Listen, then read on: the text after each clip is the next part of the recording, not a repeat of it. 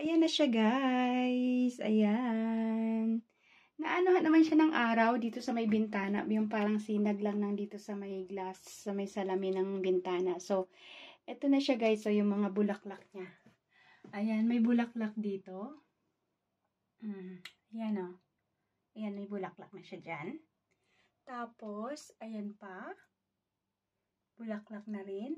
Diba? Ang dami. Tapos guys, eto. Eto siya. Bulaklak na rin. Ayan. Ang dami niyang bulaklak. At nakikita ko. Dun pa sa taas. Mayroon pa guys. Ayun siya oh.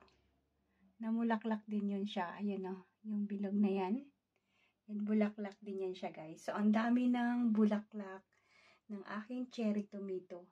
Actually nabali nga siya eh. Hindi, nabali siya. Hindi ko lang siya inano kaya minsan may lantang dahon. Pero yung pinakapuno niya buhay na buhay. Naano kasi siya, natumba kasi tong kahoy na to, nasagi ko.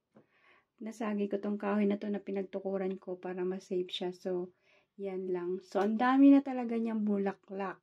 Sobra akong excited na makita ko siyang namumunga na. Pero wala pa naman siyang fruit. I-update ko rin kayo kapag may fruit na talaga siya. Yung mayroon na talagang kamatis yung aking cherry tomato. So, ngayon pa lang, yung mga bulaklak pa lang. Ayan, ang dami niya. Ayan o, nag-uusbong pa lang yun. Yung, ayan siya. Nag-uusbong pa lang siya. So, wala pa. Wala pa siya. Puro bulaklak pa lang yung nakikita ko, guys.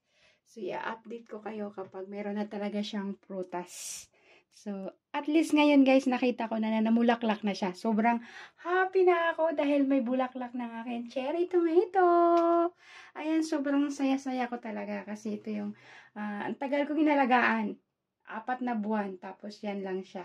Parang gusto ko nang bunutin nga.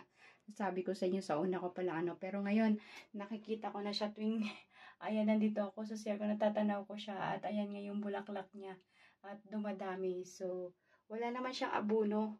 Kaya siguro ganun katagal kung bakit ang tagal niyang namunga.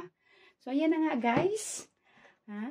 Hanggang dito na lang ang aking vlog. Maraming salamat sa inyong lahat, sa aking mga silent viewers, sa aking mga subscribers. Ayan, sa very supportive ko dyan sa Pilipinas na mga subscriber. Thank you so much. Ayan, sa aking mga friends, family, maraming salamat. At kung bago pa lang pala kayo guys sa aking channel, please subscribe my YouTube channel, Riz Venus, at pakiclick na rin ang bell button para updated kayo sa aking videos na ina-upload. Kahit pa simple lang guys. At maraming salamat sa mga hindi nag-i-skip ng ads. Malaking tulong sa akin guys ang mga hindi nag-i-skip ng ads. Maraming salamat talaga. At hanggang dito na lang. Magkikita-kita tayo muli sa aking vlog. Thank you. God bless all. Bye, everyone.